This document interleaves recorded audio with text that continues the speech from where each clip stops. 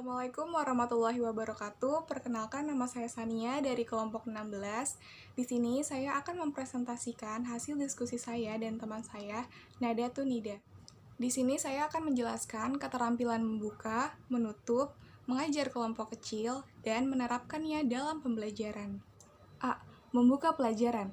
Membuka pelajaran adalah seberapa jauh kemampuan guru dalam memulai interaksi belajar mengajar untuk suatu jam pelajaran tertentu. Menurut Soli Abimanyu, membuka pelajaran adalah kegiatan yang dilakukan oleh seorang tenaga pendidik untuk menciptakan suasana, siap mental, dan menimbulkan perhatian siswa agar terpusat pada hal-hal yang akan dipelajari. Adapun menurut Sanjaya, membuka pelajaran atau set education adalah suatu usaha yang dilakukan oleh guru dalam kegiatan pembelajaran untuk menciptakan prakondisi bagi siswa agar mental maupun perhatian terpusat pada pengalaman pembelajaran yang disajikan sehingga akan mudah mencapai kompetensi yang diharapkan. Kemudian yang B, manfaat membuka pelajaran. Yang pertama itu ada menyiapkan mental siswa untuk memasuki kegiatan inti pelajaran. Yang kedua, membangkitkan motivasi dan perhatian siswa dalam mengikuti kegiatan pembelajaran. Yang ketiga, memberikan gambaran yang jelas tentang aktivitas belajar yang akan dilakukan. Yang keempat, menyadarkan siswa akan adanya hubungan antara pengalaman atau bahan yang sudah dimiliki. C. Prinsip-prinsip membuka pelajaran menurut Mamo dan Idris 2008-92-93. Yang pertama itu singkat, padat, dan jelas. Yang kedua, tidak diulang-ulang atau terbelit-belit. Yang ketiga, menggunakan bahasa yang mudah dan mudah dipahami anak. Yang keempat, disertai contoh atau ilustrasi seperlunya saja. Yang kelima, mengikat perhatian anak. Lanjutannya, sedangkan menurut Joni 1984, 4-5, yang pertama itu bermakna, guru harus memiliki cara yang relevan dengan isi. Yang kedua, berurutan dan berkesinambungan. Hubungan antara pendahuluan dengan inti pelajaran serta dengan tugas-tugas yang akan dipelajari.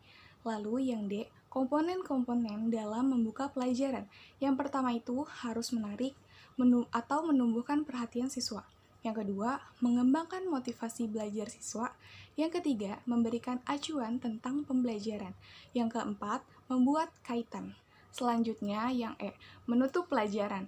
Menurut Soli Abimanyu, menutup pelajaran pada dasarnya adalah kegiatan yang dilakukan guru untuk mengakhiri kegiatan inti pembelajaran.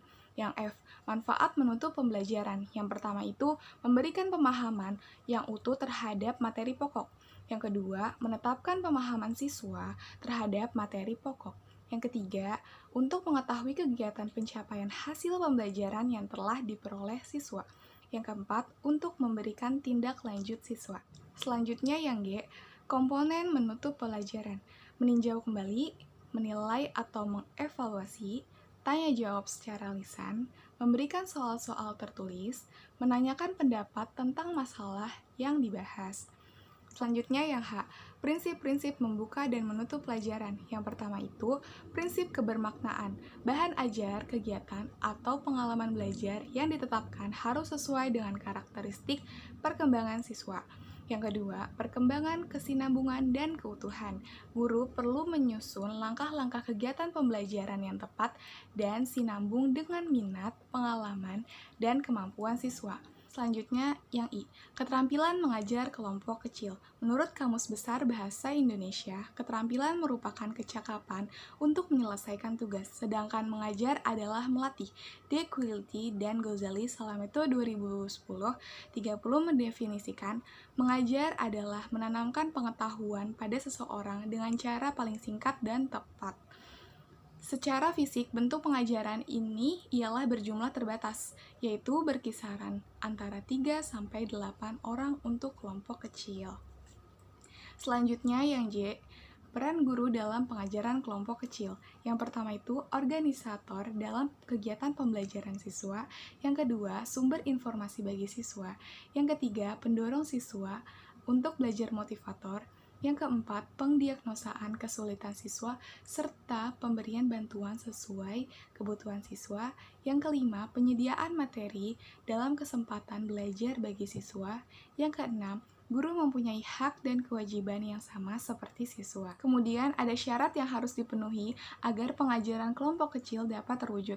Yang pertama itu ada hubungan yang sehat dan akrab antara guru dan siswa. Yang kedua itu siswa belajar dengan kecepatan, kemampuan, cara, dan minatnya sendiri.